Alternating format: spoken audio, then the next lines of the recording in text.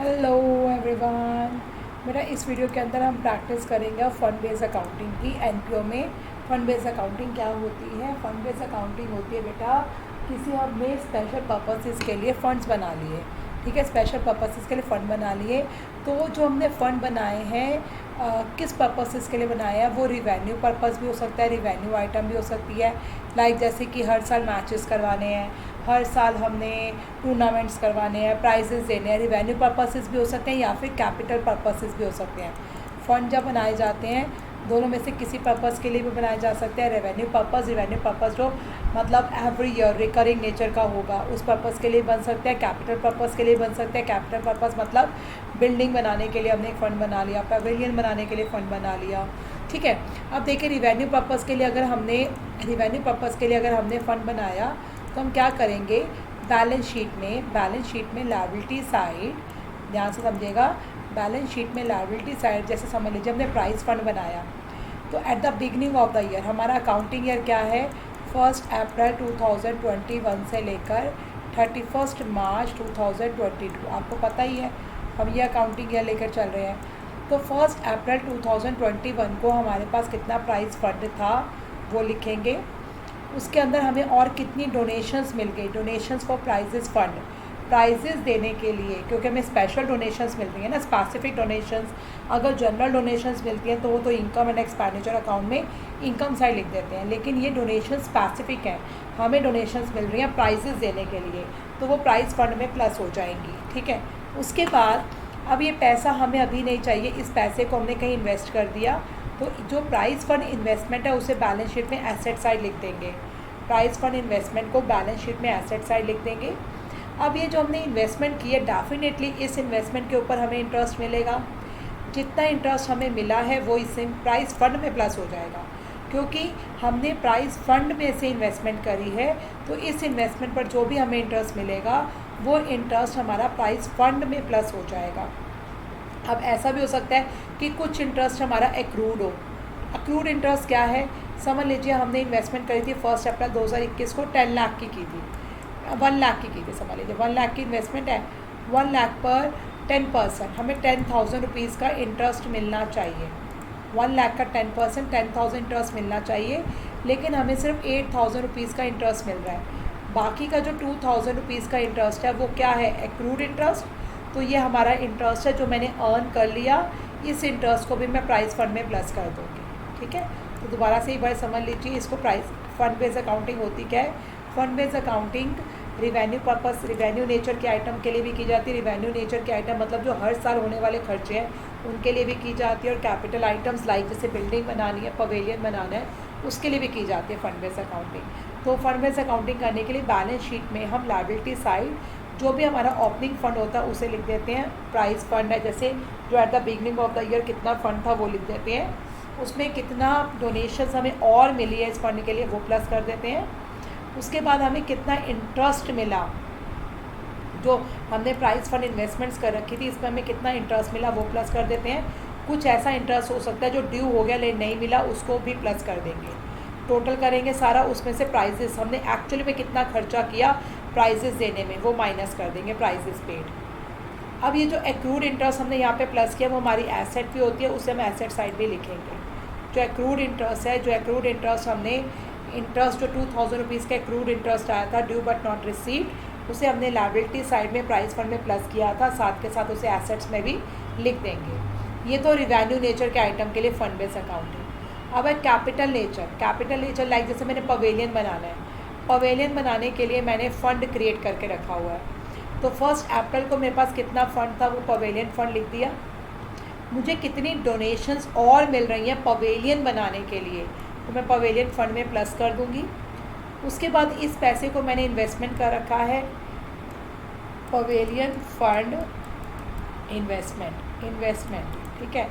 तो इस पैसे को मैंने इन्वेस्ट किया हुआ है, वो एसेट साइड आ जाएगा, पवेलियन फंड इन्वेस्टमेंट। उस इन्वेस्टमेंट पर मुझे कितना इंटरेस्ट मिल रहा है वो इसमें प्लस हो जाएगा, जैसे ऊपर क्वेश्चन में हुआ था। अगर कुछ इंटरेस्ट हमारा ड्यू है लेकिन हमें नहीं मिला, एक्रूड इंटरेस्ट है, वो भी प्लस हो जाएगा।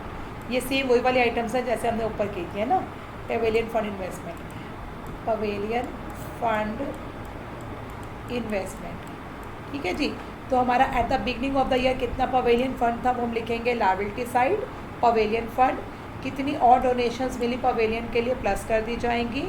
हमने कितना ये जो पवेलियन फंड इन्वेस्टमेंट्स हमने कर रखी तो उस पर कितना इंटरेस्ट मिला और कितना एक्रूड है वो सब प्लस कर दिया। फिर अब हमने इस साल पवेलियन बनाने में कितना खर्चा किया। अभी पवेलियन बन के तैयार नहीं हुआ लेकिन खर्चा किया, कितना खर्चा किया पवेलियन बनाने में वो माइनस हो जाएगा। अब बेटा जब आप ये पवेलियन बना रहे हो तो आपकी एक एसेट क्रिएट हो रही है, जो भी पूरी एसेट नहीं क्रिएट हुई लेकिन कुछ हद तक तो एसेट बन गई है ना। तो पवेलियन इन प्रोग्रेस, तो जितनी एसेट आपकी बन गई है उसको आप बैलेंस शीट में एसेट्स से लिखेंगे पवेलियन इन प्रोग्रेस। आपकी इतनी वैल्यू की एसेट्स बनकर तैयार हो गई है पवेलियन इन प्रोग्रेस। अच्छा, अब जब आप एसेट आपकी बन के तैयार हुई है, कैपिटल फंड जब आपकी एसेट बनी है तो कैपिटल में भी प्लस होगा। तो आपका जो कैपिटल फंड था उसके अंदर आप अपना जो पैसा आपने खर्च किया पवेलियन बनाने में वो पवेलियन फंड में माइनस किया, वो कैपिटल फंड में प्लस हो जाएगा। बात समझिए, जितना पैसा आपने खर्च किया है पवेलियन बनाने में उतना पैसा पवेलियन फंड में से माइनस हो गया और कैपिटल फंड में प्लस हो जाएगा। ठीक है जी, कैपिटल फंड जो दिया होगा उसमें प्लस हो जाएगा और जो खर्चा हुआ है उसे हम बैलेंस शीट में एसेट साइड लिखेंगे पवेलियन इन प्रोग्रेस। ठीक है, अक्रूड इंटरेस्ट तो आएगा ही आएगा। तो ये जो एनपीओ का एक ये मैंने पीडीएफ आप लोगों के साथ शेयर की है। ये पीडीएफ है जो N8 टू अकाउंटेंसी की जो बुक है सर की, TS गहवाल सर की बुक, उसमें से मैंने ये पीडीएफ बनाई है। तो उसमें 2 नंबर के कैसे क्वेश्चन आ सकते हैं एनपीओ में से, 3 नंबर के कैसे आ सकते हैं, 5 नंबर के कैसे आ सकते हैं, वो सब दिया हुआ है। तो हम इसमें से अब फंड बेस्ड अकाउंटिंग की थोड़ी सी प्रैक्टिस कर लेते हैं। ठीक है, फंड बेस्ड अकाउंटिंग की प्रैक्टिस कर लेते हैं। मैंने क्वेश्चन सॉल्व, अनसॉल्व क्वेश्चन हैं वो भी सॉल्व कर रखे हैं। जो सॉल्व क्वेश्चन हैं वो पहले कर लेते हैं, फिर जो अनसॉल्व क्वेश्चन हैं वो कर लेते हैं। तो फंड बेस्ड अकाउंटिंग ये तो था cost of material consume. Fund based accounting ये सब्सक्रिप्शन के क्वेश्चंस हैं। उसके बाद आता है फंड बेस्ड अकाउंटिंग। ठीक है, ये सॉल्व है। अब देखिए इसमें क्या दिया हुआ है, कैपिटल फंड 1 अप्रैल 2018, हमारा 2019 के अकाउंट्स बन रहे हैं।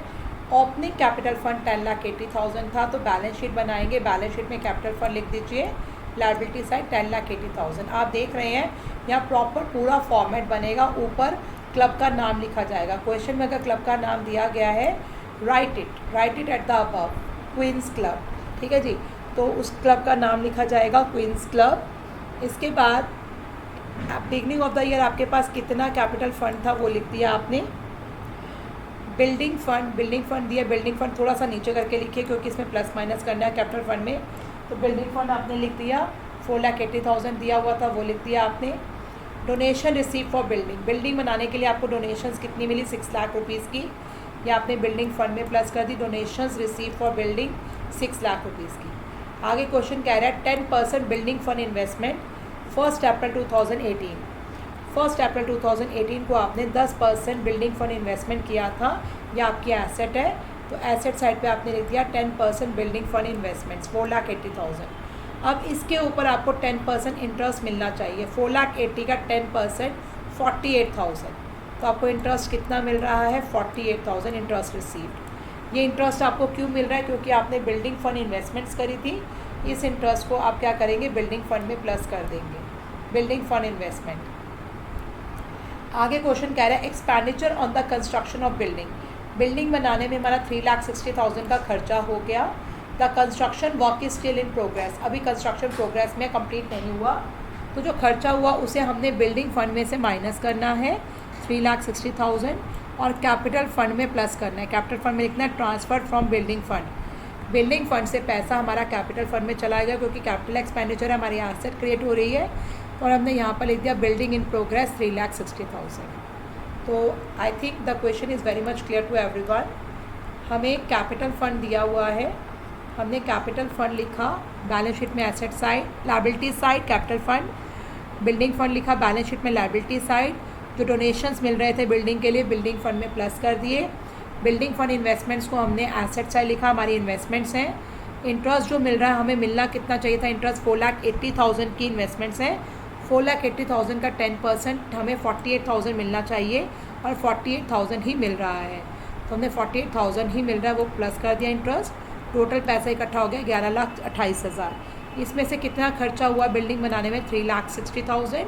इसे हमने माइनस कर दिया 3,60,000 और इससे बिल्डिंग फंड में से माइनस करके कैपिटल फंड में प्लस कर दिया और ये हमारी एसेट क्रिएट हो गई है, इसलिए एसेट साइड पर आएगी बिल्डिंग इन प्रोग्रेस 3,60,000।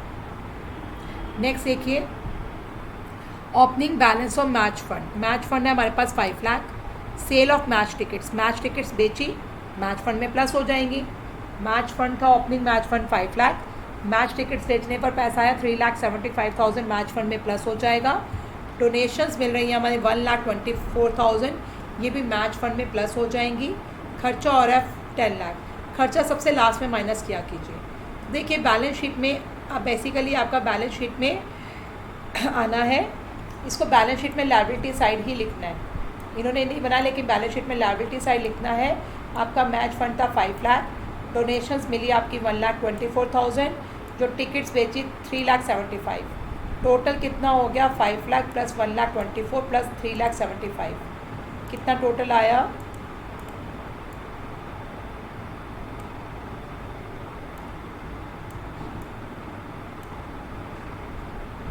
9,99,000, 9,99,000। लेकिन हमारा खर्चा तो हुआ 10 लाख, हमारा खर्चा तो हुआ 10 लाख। अब हमारे पास 1,000 का फंड कम पड़ रहा है। हमारे पास फंड था 5 लाख, डोनेशंस मिल गई 1,24,000, टिकट्स बेचने पर पैसा मिल गया 3,75,000। ये जो अगर फंड शॉर्ट पड़ जाए तो उसके लिए हम क्या करते हैं, हम अपना इनकम एंड एक्सपेंडिचर अकाउंट बनाते हैं। कितना फंड शॉर्ट पड़ गया 1,000, तो हम इनकम एंड एक्सपेंडिचर अकाउंट बनाएंगे, उसके एक्सपेंडिचर साइड पे लिख देंगे मैच एक्सपेंसेस 1,000। ये जो किया ये बैलेंस शीट में ही आएगा, ठीक है जी। बैलेंस शीट में लायबिलिटी साइड जो 1,000 का शॉर्ट पड़ रहा है हमारा, उसे हम इनकम एंड एक्सपेंडिचर अकाउंट में डेबिट साइड पर एक्सपेंडिचर में लिख देंगे मैच एक्सपेंसेस 1,000। आपको पता है इनकम एंड एक्सपेंडिचर अकाउंट का फॉर्मेट, या पूरा इनकम एंड एक्सपेंडिचर अकाउंट नहीं बना रहे हो, उसका सिर्फ एक्सट्रैक्ट बना रहे हो कि इस एक्सट्रैक्ट में इस जगह पर हम मैच एक्सपेंसेस लिखेंगे कैसे। तो हमने इस एक्सट्रैक्ट में डेबिट साइड पर लिख दिया match expenses 1,000। Income and expenditure account में 1,000 रुपये का फंड हमारा कम पड़ रहा था। अब देखिए अब कुछ अनसॉल्व क्वेश्चन है इसके अंदर फंड बेस्ड अकाउंटिंग के। तो ये देखिए क्वेश्चंस, अनसॉल्व क्वेश्चंस में डू इट योरसेल्फ।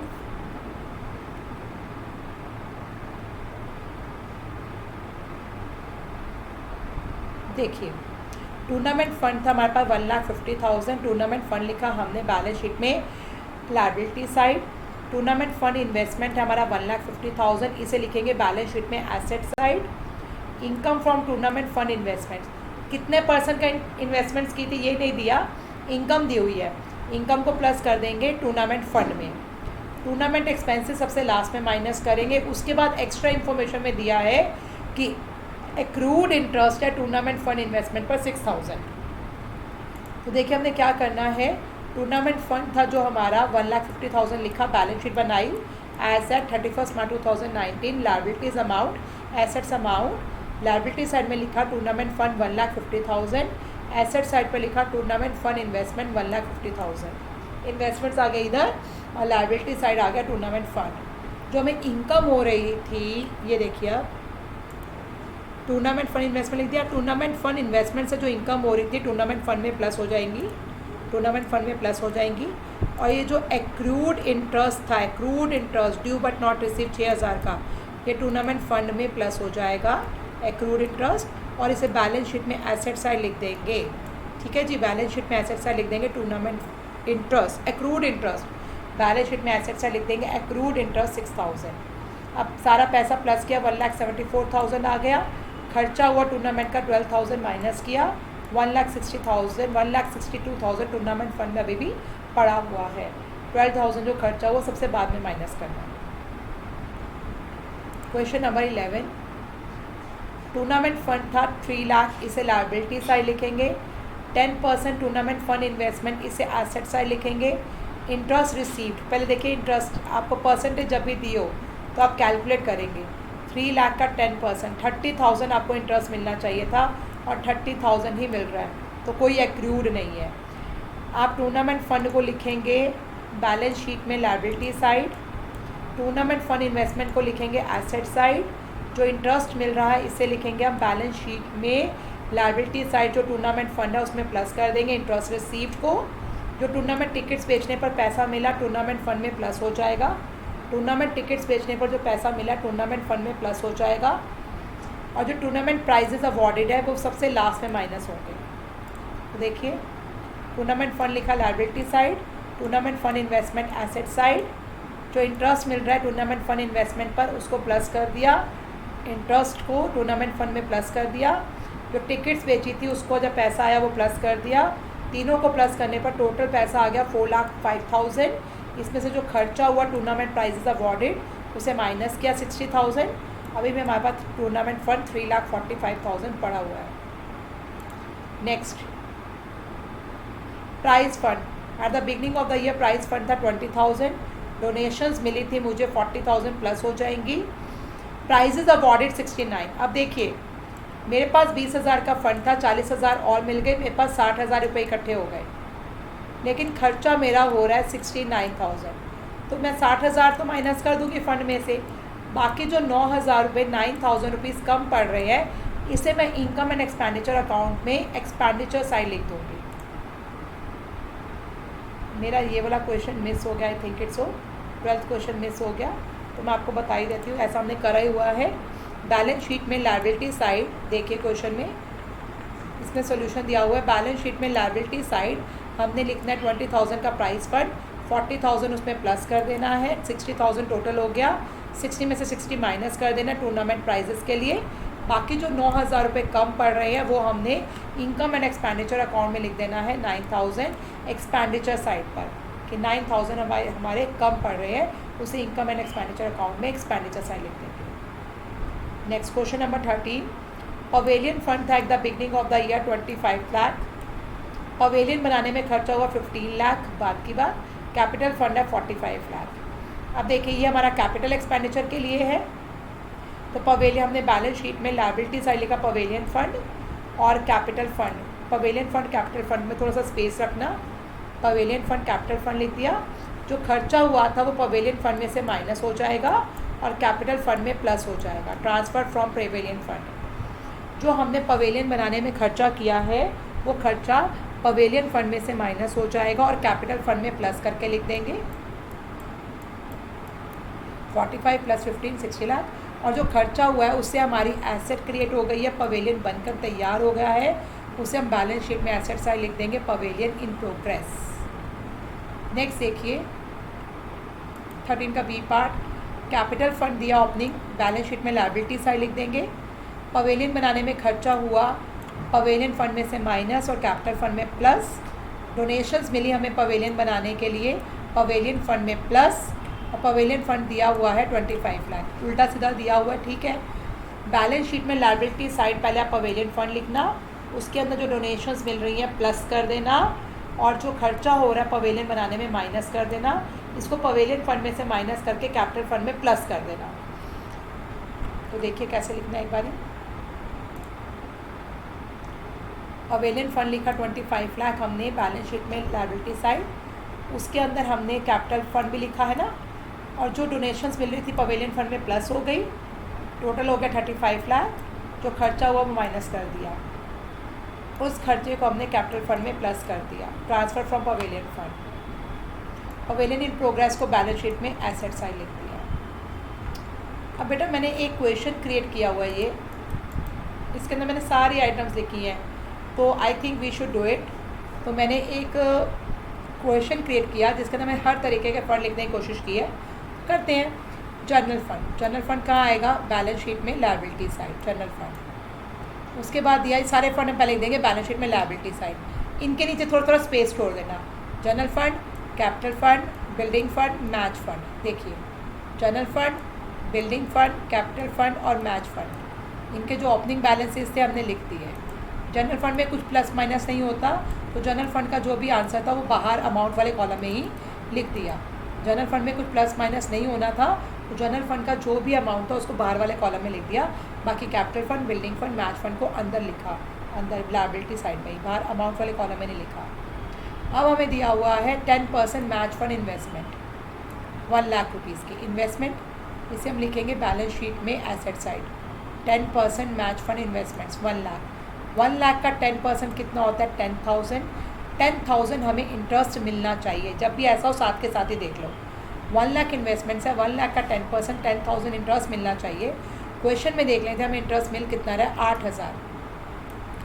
तो मैच फंड में हम 8,000 प्लस कर देंगे इंटरेस्ट रिसीव्ड और 2,000 प्लस कर देंगे एक्रूड इंटरेस्ट, क्योंकि 1 लाख का 10% हमें 10,000 इंटरेस्ट मिलना चाहिए था, हमें 8,000 इंटरेस्ट मिल रहा है। जो 2,000 का इंटरेस्ट है ये हमारा एक्रूड इंटरेस्ट है।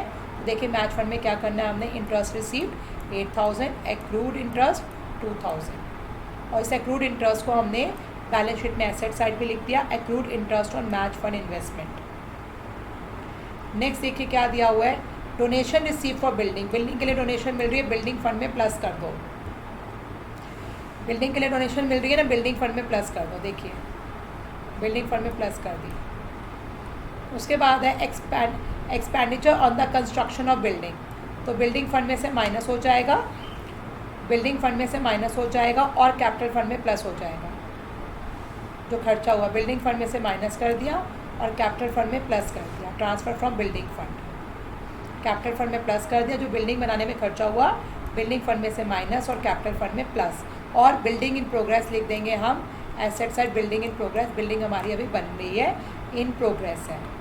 उसके बाद है दिया हुआ general fund investment. General fund investment यही आएगा, general fund investment asset side. Interest received, अब इस इंटरेस्ट रिसीव हो रहा है जनरल फंड इन्वेस्टमेंट पर। जनरल फंड है 3 लाख, 3 लाख का 15% कितना होगा 45,000, और हमें इंटरेस्ट मिल कितना रहा है 30,000। 15,000 का इंटरेस्ट पेंडिंग है। बेटा देखिए मैच फंड इन्वेस्टमेंट पे जो इंटरेस्ट मिल रहा था, मैच फंड इन्वेस्टमेंट पे इंटरेस्ट मिल रहा था वो मैच फंड में प्लस कर दिया। बिल्डिंग फंड इन्वेस्टमेंट पे इंटरेस्ट मिल रहा है, बिल्डिंग फंड में प्लस कर दिया। लेकिन ये जनरल है, जनरल है, तो जनरल फंड इन्वेस्टमेंट पर अगर इंटरेस्ट मिलेगा वो जनरल फंड में प्लस नहीं होगा, उसको हम इनकम एंड एक्सपेंडिचर अकाउंट में इनकम साइड लिखेंगे bye interest on general fund investment 30,000 plus accrued 15,000, क्योंकि टोटल 45 मिलना चाहिए था, 30 मिला, 15,000 एक्रूड है। तो जनरल फंड इन्वेस्टमेंट पर जो इंटरेस्ट मिलता है वो जनरल फंड में प्लस नहीं होता, क्योंकि जनरल है, उसे हम बैलेंस शीट में नहीं लिखते, उसको हम एक्रूड वाला जो होता है उसको लिख देते हैं, accrued interest on general fund investment उसको लिख देते हैं, accrued interest on general fund investment को।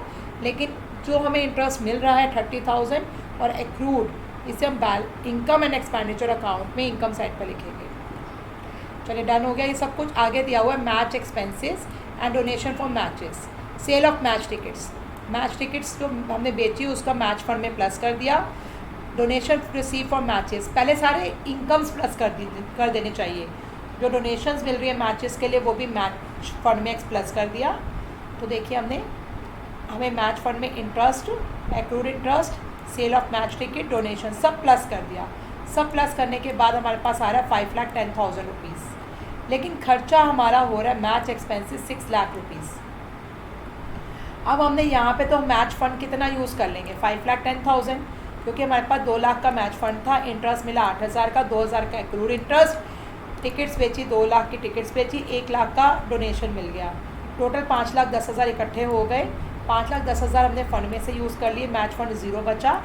बाकी का जो 90,000, क्योंकि टोटल खर्चा 6 लाख था, बाकी का जो 90,000 है उसे हम इनकम एंड एक्सपेंडिचर अकाउंट में एक्सपेंडिचर साइड लिखेंगे 90,000। तो I think the question is very much clear. ये क्वेश्चन बहुत अच्छा है।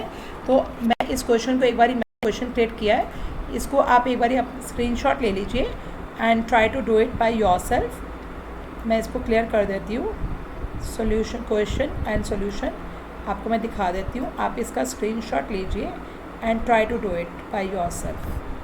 यहीं से क्वेश्चन है, इसको अपने आप करने की कोशिश कीजिए। Take a screenshot. 2 मिनट के लिए मैं आपके स्क्रीन पे शो कर रही हूँ, आप इसका स्क्रीनशॉट देखिए।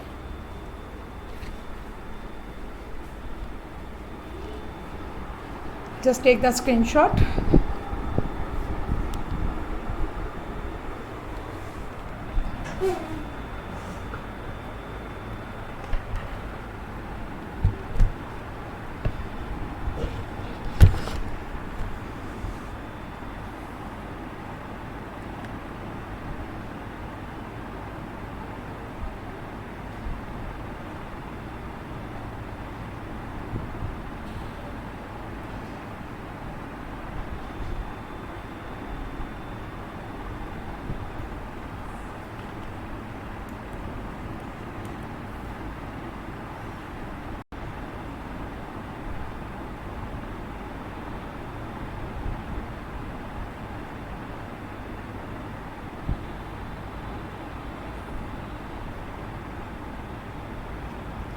I think you have taken the screenshot and try to do this question by yourself. ठीक है, तो फंड बेस्ड अकाउंटिंग हमारा अब हो गया.